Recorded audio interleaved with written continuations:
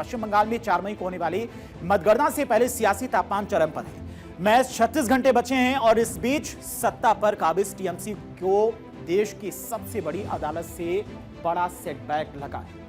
क्या है ये पूरा मामला और क्यों सुप्रीम कोर्ट की तरफ से टीएमसी को सेटबैक लगा है, पूरा मामला आपको विस्तार से बताते हैं। दरअसल टीएमसी ने काउंटिंग में केंद्रीय पर्यवेक्षकों की नियुक्ति के खिलाफ सुप्रीम कोर्ट का दरवाजा खटखटाया था, जिस पर सुप्रीम कोर्ट ने इस अहम मामले की सुनवाई तुरंत की और आज दोनों पक्ष यानी कि टीएमसी और चुनाव आयोग की दलीलें सुनी गई और फिर साफ साफ सुप्रीम कोर्ट के द्वारा कहा गया कि काउंटिंग में केंद्रीय कर्मचारियों की नियुक्ति नियमों के खिलाफ नहीं है।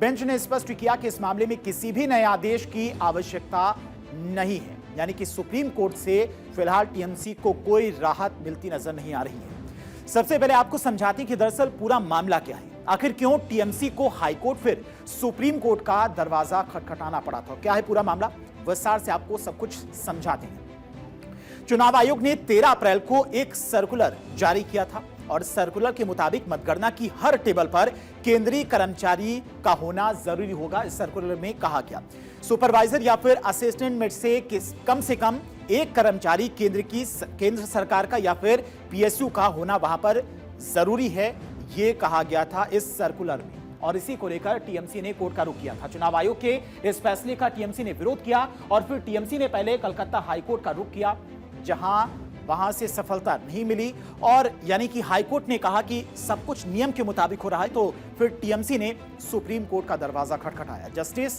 पीएस नरसिम्हा और जस्टिस जय माल्या बागची की विशेष पीठ ने दलीलें सुनने के बाद कहा कि चुनाव आयोग का सर्कुलर सही है और चुनाव के दौरान जस्टिस जय माल्या बागची ने बड़ी बात की। क्या कही बात, तो वो भी आपको बताते हैं।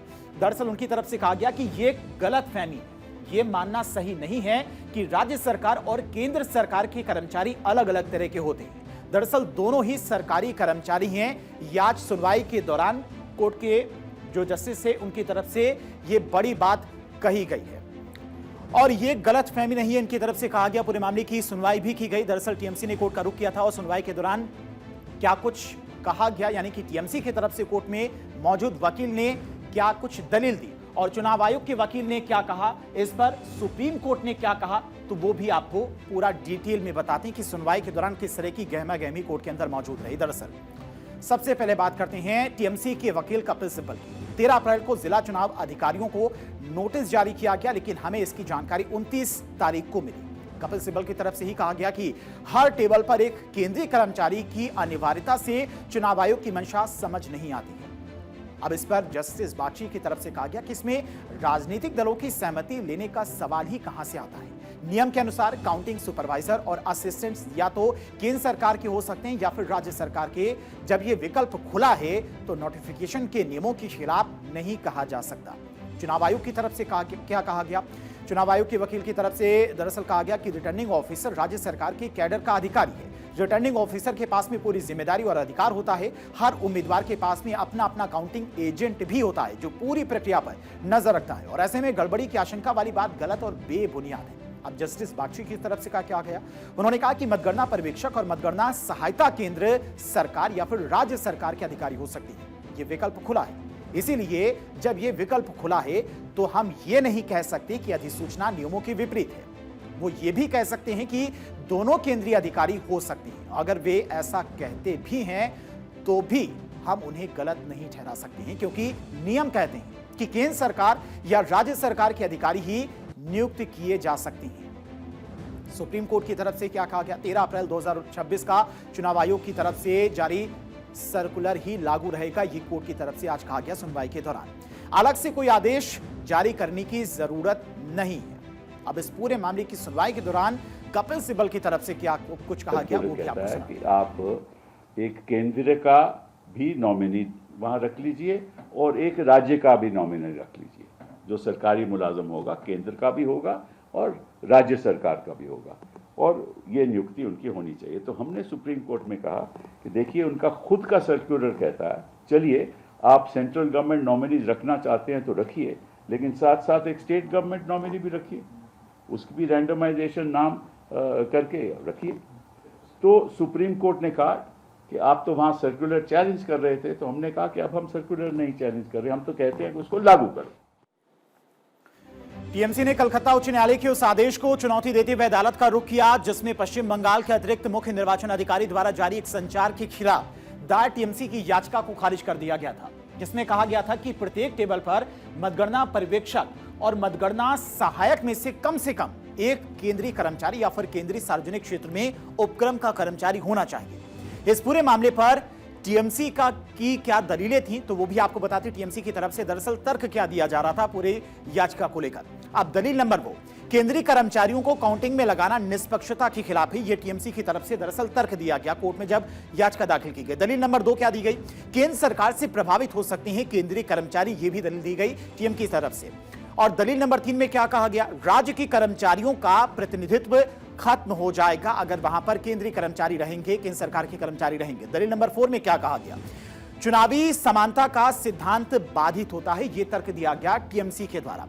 दलील नंबर 5 में क्या तर्क दिया गया? सीईओ के पास में नीतिगत बदलाव करने का संवैधानिक अधिकार नहीं है। 6 में क्या कहा गया? बदलाव की केवल बंगाल के लिए, अन्य राज्यों में ऐसा क्यों नहीं? यह तर्क दिया गया टीएमसी के द्वारा दरअसल पूरे मामले की सुनवाई के दौरान। और टीएमसी की ये सारी दलीलें देश की सबसे बड़ी अदालत में धरी की धरी रह गई, क्योंकि कोर्ट ने टीएमसी को बड़ा झटका दिया है। कोर्ट ने इन बातों को मानने से इनकार कर दिया है। सुप्रीम कोर्ट ने साफ कहा है कि चुनाव आयोग ने नियम के मुताबिक सारा फैसला किया है और ऐसे में जो तर्क टीएमसी के द्वारा दिए जा रहे हैं वो तर्क बेतर्क हैं। यानी कि कोर्ट ने यह साफ झटका दिया है टीएमसी को। My order stood the test of time. My order was very practical and very independent order and equitable order. It was meant to ensure free and fair counting. अब इस पूरे मामले पर बीजेपी हमलावर है। बीजेपी ने TMC को घेरा है तो वहीं टीएमसी का अपना तर्क है। सुनिए। तृणमूल कांग्रेस के प्रति राजनीतिक रूप से अभिभूत रहने वाले श्री कपिल सिब्बल जी की याचिका आज पूरी तरीके से खारिज कर दी गई। अब उनके मन में जो प्रश्न उठता था कि उनको अमुक केंद्र सरकार के कर्मचारियों पर भरोसा नहीं है, राज्य सरकार के कर्मचारियों पर भरोसा है, तो मैं ममता जी से कहना चाहता हूं, आज भरोसे का सवाल आपके खुद के ऊपर है। जो हम लोग भी एक मामला किए थे हाई कोर्ट में, जो फिर सुप्रीम कोर्ट में गई, हम लोग ने कहा अब वो खुशी हो या दुखी हो कोई बात, अब वो चर्चा नहीं है। सुप्रीम कोर्ट बोल दिया है तो हम लोग इस पे नजर रखे, जो हम लोग को मान्यता देना पड़ेगा और कुछ नहीं। साफ है कि जिस पारदर्शिता की मांग को लेकर टीएमसी ने मोर्चा खोला था उसे सुप्रीम कोर्ट ने चुनाव आयोग के नियमों के दायरे में ही पाया है और इस सर्कुलर के मुताबिक नियुक्ति की बात कहकर अदालत ने यह साफ कर दिया कि काउंटिंग की प्रक्रिया में कोई बदलाव नहीं होगा। अब जबकि केवल 36 घंटे बचे हैं, टीएमसी के लिए यह सिर्फ एक कानूनी हार नहीं बल्कि एक बड़ा मनोवैज्ञानिक दबाव भी है। देखना होगा कि 4 मई की सुबह जब ईवीएम खुलेगी तो क्या यह सेटबैक नतीजों के शोर में दब जाएगा या फिर सियासत की एक नई इबारत लिखेगा, यह बड़ा सवाल है। और इसी के साथ चलिए बढ़ते हैं आगे, बात वंदे भारत की अगली स्टोरी की, यानी कि